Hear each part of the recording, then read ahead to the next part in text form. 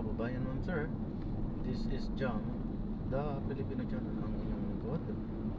So today is March 24, 2026 at tayo ngayon ay pupunta dyan sa may Jasmine Street, Morolas, Valenzuela.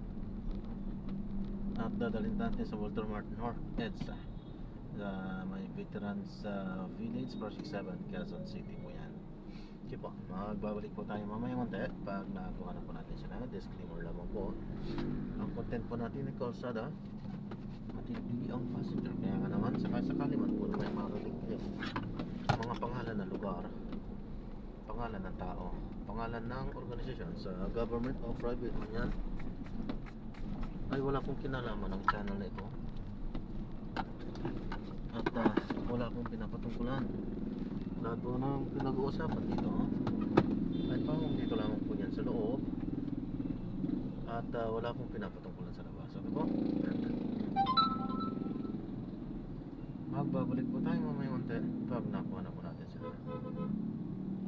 Samantala, makinig tayo ng mga nagbabagong balita at mga talakayan habang tayo papunta doon sa pick-up area. Telecommunications.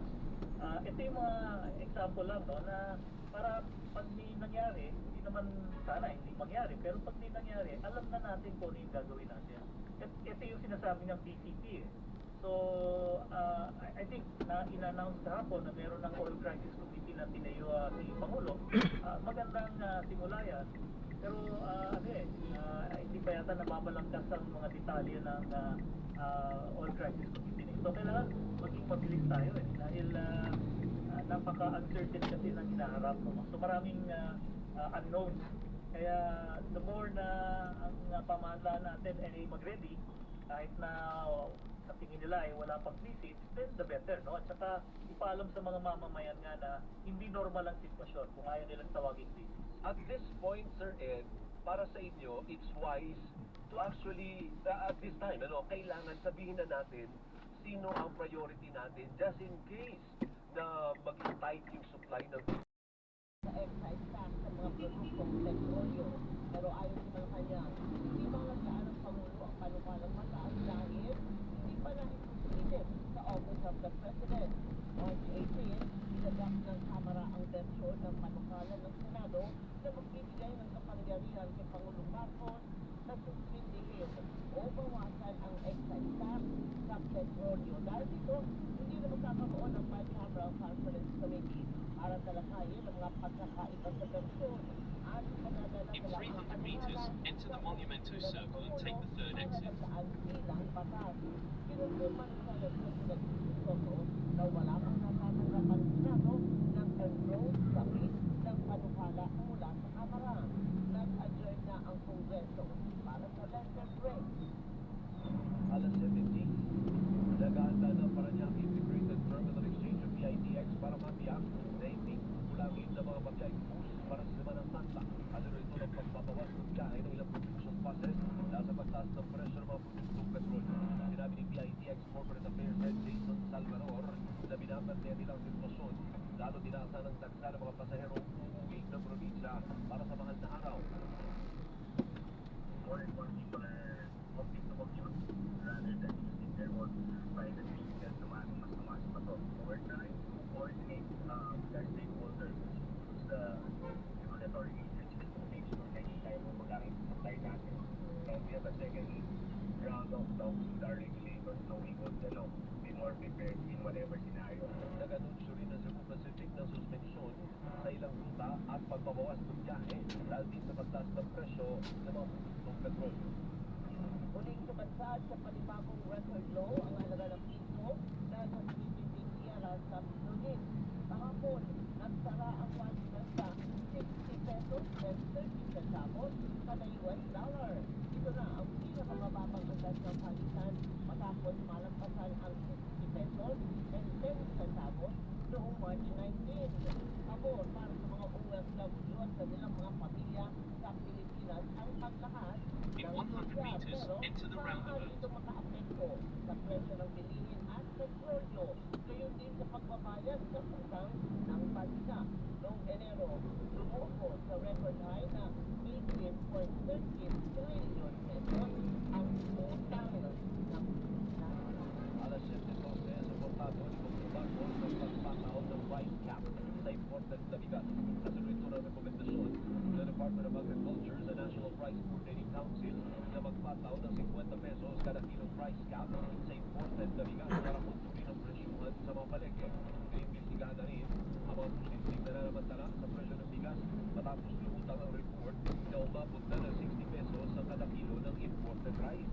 Ito na lang inihayag ng Philippine Rice Industry Stakeholders Movement of Britain na tataas ng 2 piso ang kada kilo ng bigas sa mga palengke bunsod ng pagtaas ng presyo ng mga produktong petrolyo.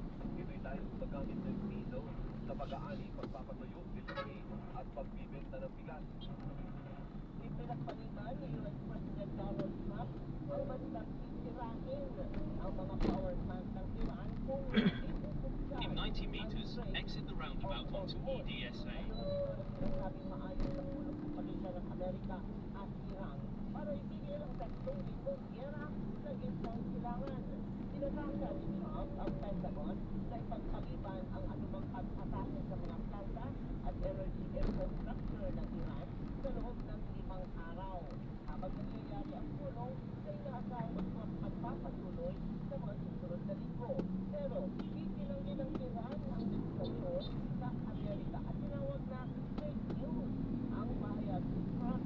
Nauna ng iniis ng Iran na aalakin nila ang energy at water system ng mga kasaming bansa kapag tinuloy ng Amerika ang bansa ng Trump at International Energy Agency. Continue on EDSA for 3 kilometers. Ang global economy dahil sa energy crisis, puntod ng tensyon sa Middle East at ilang bansang makabiligtas sa epekto ng giyera. Ngayon, may 40 energy assets na ang napisarak dahil sa palitan ng Gulf Stream. Alas 7:14, sinita ng Department of Agriculture ang sinasabing Pekeng Farm to Market Road Project kabayan ng kinupatan sa Albay. Dahil sa gawa ng inspeksyon matapos Continue straight at this traffic light. ang 1 kilometrong proyekto na inaprobahan lugar. Sinasabi inilipat ang proyekto matapos silingin ng hindi pinangalan ng dating kongresista noong 2021 dahil sa issue ng right of way at environmental constraints na nakaapekto sa konstruksyon. Ginisyon din ang timeline ng proyekto dahil sa road marker na indikasyong natapos na ang proyekto noong 2019 pa. Bukod dito, sinitari ng overpriced na Farm to Market Road Project sa Camarines Sur. Sinasabing mahigit 100 meters na kalsada lang ang nagawa mula sa 14.6 million pesos na pondo. Ibinigay na sa Department of Justice ang resulta ng investigasyon ng Independent Commission for Infrastructure kaugnay ng flood control project. Kasunod ito ng anunsyo ni NBI Chairman Andres Reyes Jr. na titigil na ang operasyon ng komisyon sa March 31 dahil natapos na ang mandato at maaaring ituloy ng iba't ibang ahensya ng pamahalaan ang pag-iimbestiga. Nauna nang ibinigay ng Independent Commission sa Office of the Ombudsman ang mga dokumentong may kaugnayan sa investigasyon sa anomalya. Sa ilang buwang operasyon, nakapagsumiti ang komisyon ng siyam na referral sa Office of the Ombudsman at sinakakasuhan sila Senador Joel Villanueva at Bingoy Estrada, gayon din sila dating Senador Bong Revilla at dating Congressman Salvi Co. Alas 7:16, si Palace Press Officer Undersecretary Claire Castro ng 500 milyong pisong tanyos mula kay Batangas Congressman Leandro Lavis. Sinabi ni Castro na bahagi ng kanyang compulsory counterclaim ang paghingi ng tanyos matapos makaranas ng pagkamalita dahil sa reklamong libel na isinampan ni Lavis kaugnay ng issue sa pagbibenta ng kongresista ng Solar Energy Company na may prangkisa sa pamahalaan. Sa Facebook post ni Ginit ni Lavis na hindi niya obligasyong magbayad ng tanyos pero handa siyang sagutin ang pagpapagamot ni Castro. Proval na ni Castro, maaaring gamitin ang pahayag ng kongresista sa korte para patunayang karapat-dapat ang hiling niyang tanyos. Sinampahan ng reklamo sa NBI ang pumating sa dating presidential spokesperson Harry Roque. Kaugnay ng sinasabing land grabbing scheme sa mahigit 400 hektarya ng lupain sa Maribeles, Bataan.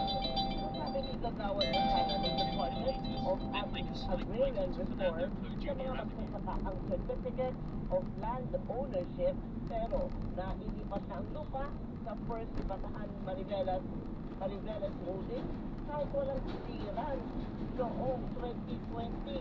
Naniniwala ang 15 magsasakang complainant na pekeng dokumento ang sinabit para ilipat ang mahigit 6 na posisyon sa kumpanya iniuugnay sa illegal na pogo. Pero sabing may kinalaman sa issue ang away sa pagitan ni Roque at Ramil Madriaga na nagpakilalang batman si Vice President Sara Duterte.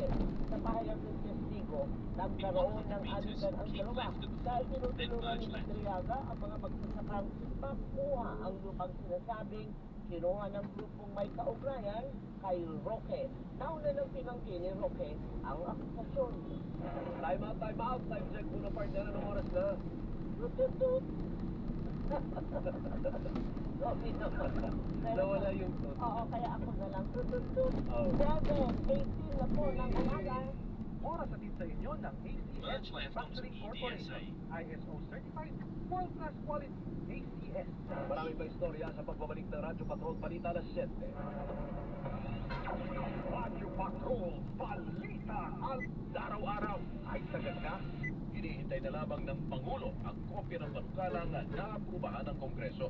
Gayunman, nilinaw ng palasyo na hindi ito agad na maipatutupad dahil may mga kondisyon din na kailangan masunod bago ibaba ang buwis. Sa ginawa po na bill na kailangan na yung price ay mag-reach ng $80 per barrel sa loob ng 30 days. So as of the time ng pinanggit yan, wala pa po kaming 30 days. So at the time, nahihirapan po siya talagang i-implement. Pero pag yan, pumasok na po na naayos sa batas sa 30 days, ay maaari na po ito magawa ng anumang order. At pag sinabi po kasi natin excise tax, ito naman po ay upon entry. So pag sinabi natin upon entry, wala po tayo, if ever, wala tayong maaangkat na langis. So hindi ma-exercise yung pag-reduce at pag-suspend ng excise.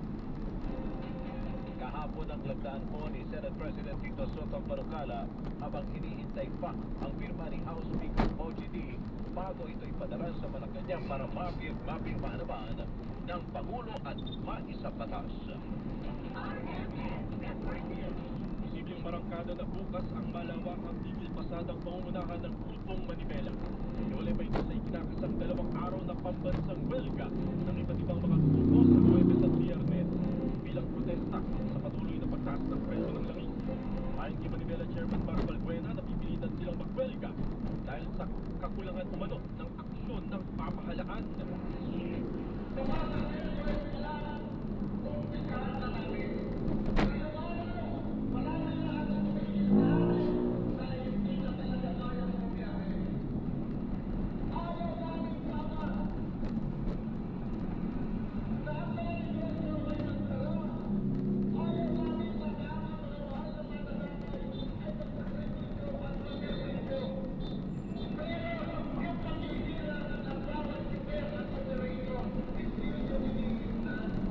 Continue straight to the first traffic light.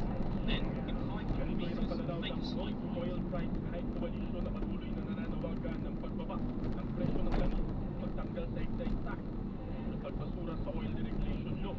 Ayon kay Isto National President Body Floranda, bukod sa mga tsuper ng jeep, lalaok din sa transport strike ang mga driver ng UV Express, bus, NPS, motor taxi, tricycle at delivery services. Wala naman namin talagang malapit itong kapabayaan gusto ni Bongbong Marcos para pigilan ang patuloy na pagtaan ng presyo ng petrolyo. Hindi mo na nakakita ng response na gobyerno dahil gano'n rin sa banda binabili ng mga piso na ipapakita ito na kapag yung mga ordinaryong pamumuyan yung humihingi na nakaragdagan sa pinala para mabuhay ay pinagkakainan na ng pamahalaan. Kaya kung hindi In 300 meters, make a slight right onto Fernando Po Jr. Avenue. Asahan po natin, ito ay may pagkaganap na transport strike at protesta ng pamahalaan. kalat sa buong bansa para tiyakin ang seguridad at kaayusan. Kasabay ng malawakang tigil pasada. Mga kasama sa Bacolod naman, ang isinagawang transport strike at protest rally ay naging mapayapa. Mula Aramet, Bacolod, kasama natin sa balita, Ranchman Albert Hinera. Mapayapang nagtapos ang isinagawang transport strike karapat at Kasilaw yung araw. Nagpakulot Manibela at Tundok Piston Transport Alliance. Batay sa report ng Police Regional Office Negros Oriental Region, nagpakalat ng 151 police personnel ang Bacolod City Police Office. Kasama na rito ang 115 civil disturbance marksmen, 16 SWAT personnel at 20 covert police at nag-antabay rin ang 56 na reactionary standby support force. Wala rin nagplat na on-toward incidents hanggang natapos ang transport strike. Muna nagtipon at Hindi dito? ang mga miyembro ng transport group Sa kabila po? gas station bago na sila Ah. ng karapat at nagtipon sa Pwede mga po kayo dumaan dito, grounds. kuya. Hindi Basta naman kayo. bukas na para sa public transport. Bukas na kaya yan? Sa nagbiyahe naman ang ilang transport. Baka hindi pa bukas, ah. Kasama mo sa RMN DYH B. Bacolod Ranchman Albert Sa Hinera. likod po ako na ano. At abangan sa aming pagbabalik panibagong all-time low na palitan ng piso kontra dolyar na itala. Yusek Claire Castro naman mga kasama humihirit ng 500 million danyos sa libel case na isinampa ni Con Laviste.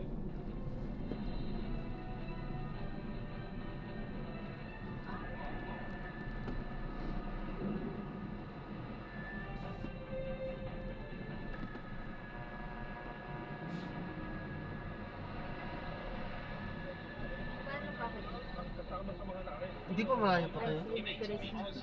Saan ba banda ba? Sa may, tapat mo na lang po sa likod ng Walter. Ako si Xander Kayabyab. Babalik ang RMN Network News. Kahit saan, kahit kailan, RMN Network News ang kasama mo. Kapag may kaganapan, agad namin itong ihahatid Ito, sa no? inyo. Mabilis, malinaw, at mula sa mapagkakatiwalaang newsroom sa buong bansa, Luzon, Visayas at Mindanao, lahat ng balita nandito. Mag-subscribe sa Sige po, ma'am. Ingat po. God bless po. Kahit saan po. Wala namang sasakyan. Sige po, ingat po. Panoorin ang latest updates sa RMN Network News YouTube channel. RMN Network News. Balitang sigurado. Ayan, so na-drop na natin sila. Maraming salamat po sa panonood. Hanggang sa muli.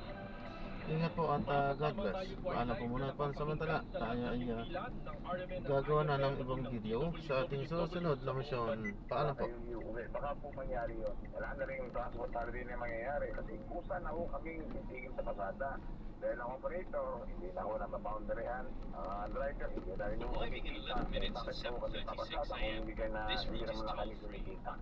Magkakasunod ang dinig po yan ni na Melencio Boy Vargas, National President Alto Dap at Teo Soto, National President Fedjedap.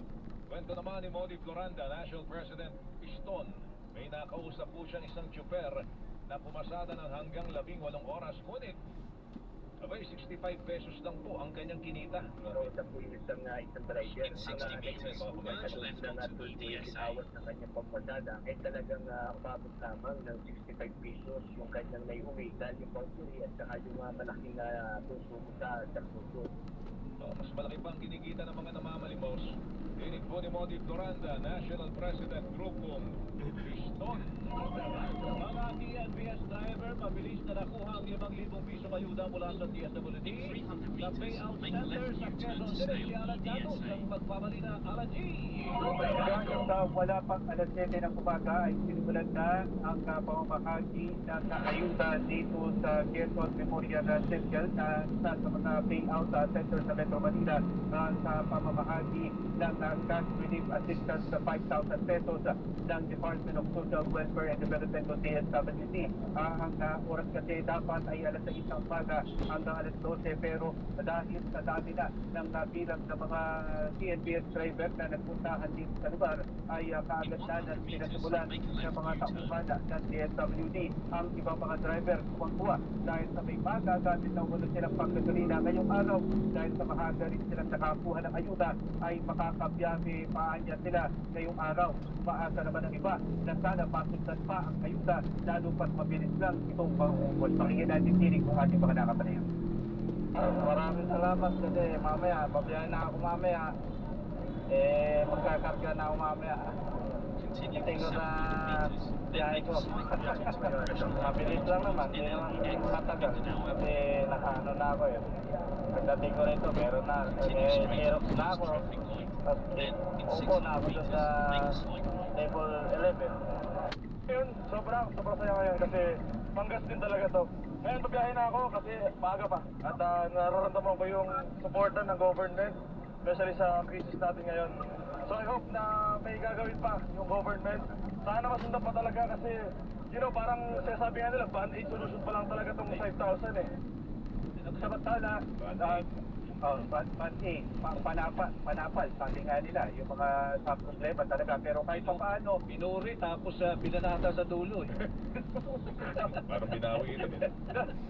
kahit pa paano, tuwa naman, itong mga drivers na to na nakakuha ngayon ng 5,000 pesos. At sa pinis nga, sa sistema na pamamagi ng ayuda rito, halos nangupos na yung laman ng pila agad na ibibigay yung ayuda sa mga TNBS driver.